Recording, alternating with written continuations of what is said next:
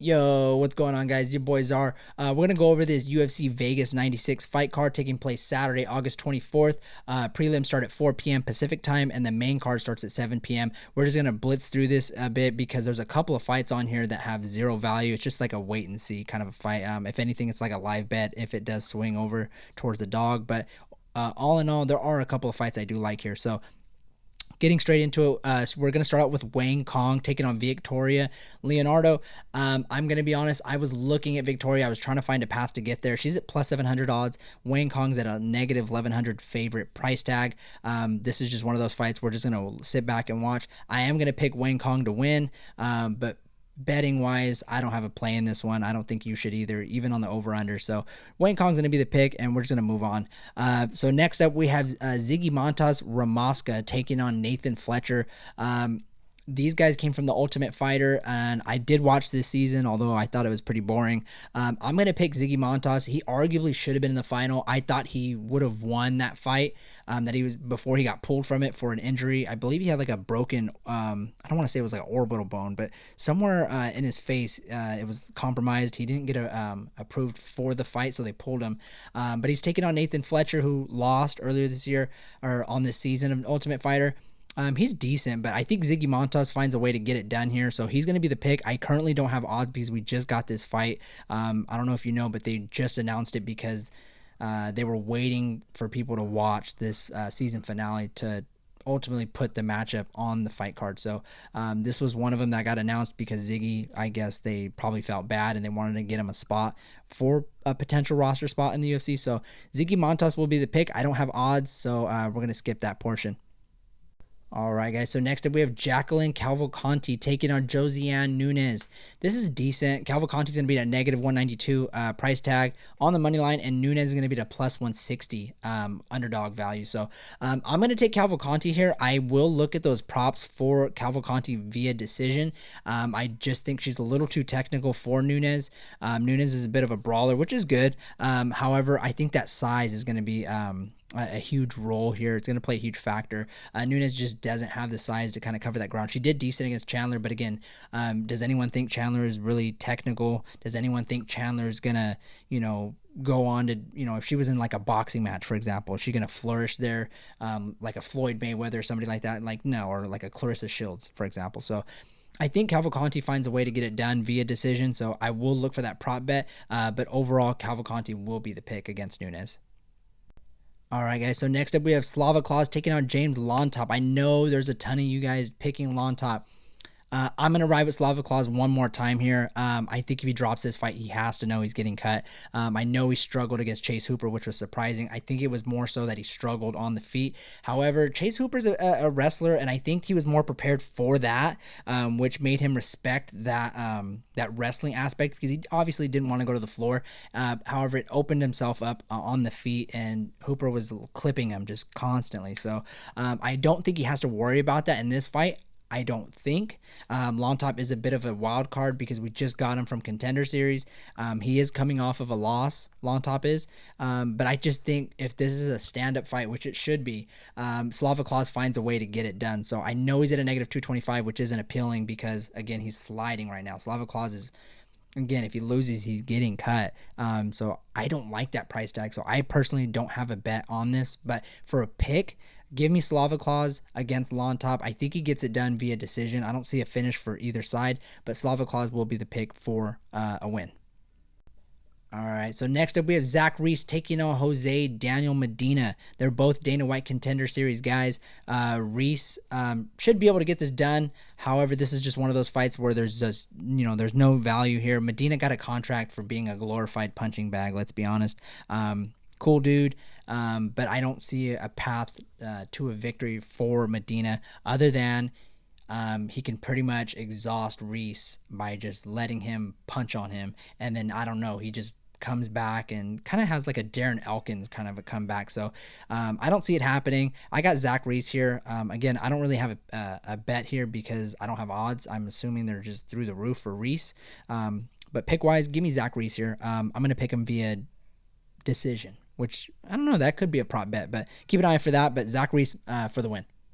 All right, guys. So we do have a bit of an announcement here. For those of you who don't know, Danny Silva pulled out of this fight against Dennis Bajuka. I don't know why, but he pulled out. So we have Francis Marshall stepping in on very short notice. It's under a week notice.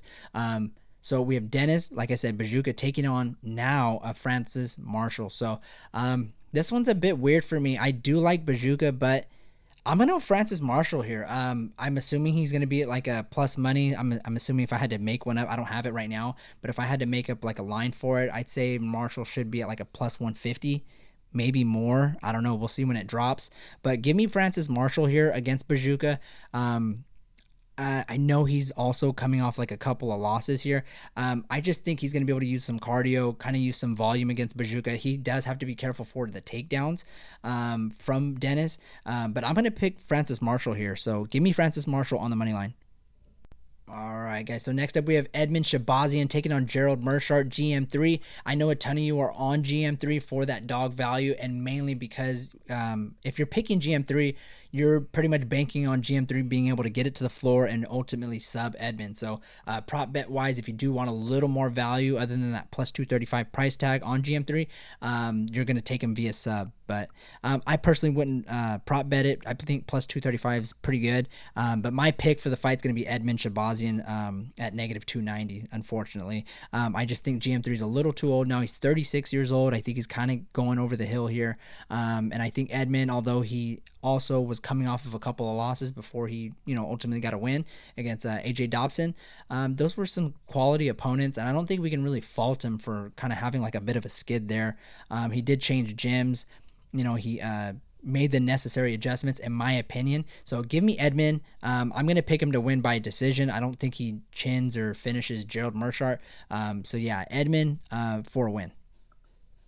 All right, guys. So next up, we have Neil Magny taking on Michael Morales. Again, I'm not going to cover this too much. I'm going to pick Michael Morales to get a win here. He's at a negative 900. No value here. Not even on a prop bet. I'm not interested. Could he finish Neil Magny? Of course. But are we going to be shocked that it goes to decision? Of course not. I mean, we just seen Neil Magny get his legs kicked to death. I have no idea why Ian Gary didn't go for the kill there. And that's exactly why I'm going to stay out of this. So Michael Morales should be able to get a win.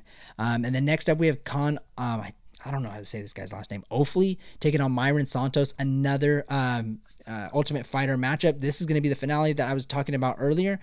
So ultimately, Myron got a win, although I was picking him to lose against Ziggy Montas. So in this one, however, I'm going to go Ofli. I don't know. I'm sorry. I just think that ground game looked really good on this season. Myron Santos has shown he is able to get taken down, but he's also shown he's able to get back up. I just don't think he's going to be able to get back up in this matchup. So Ofli is going to be the pick. I don't have a line for it, but I just think Khan's going to be able to get it to the ground. If he doesn't get a submission, I think he's able to hold him there and get a boring decision. So Ofli for the win.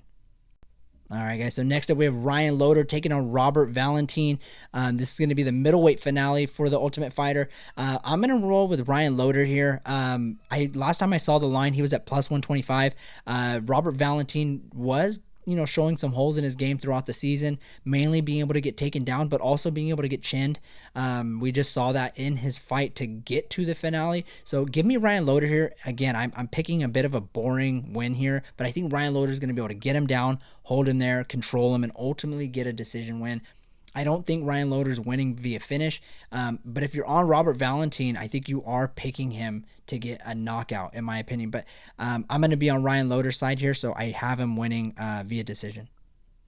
All right, guys, so co-main event of the night, we have Angela Hill taking on Tabitha Ricci. I'm picking Angela Hill. I like the way she looks against someone that's similar in Mackenzie Dern. So Angela Hill's looked really good recently, which is shocking because of the age, but I think Angela Hill's going to be able to, point fight her way to a win. Tabitha Ricci has terrible takedowns, so ultimately, and that's what she needs. Give me Angela Hill here at a pick-em price at negative 110. So give me Angela Hill, and if you want to prop bet it, I would take it for decision. All right, guys, so main event, Jared Cannonier, we have taken on Chao Barajo. A bit of a shocker here. I'm taking Cannonier. I know this is weird because he's at a plus 190. I can't believe that price tag.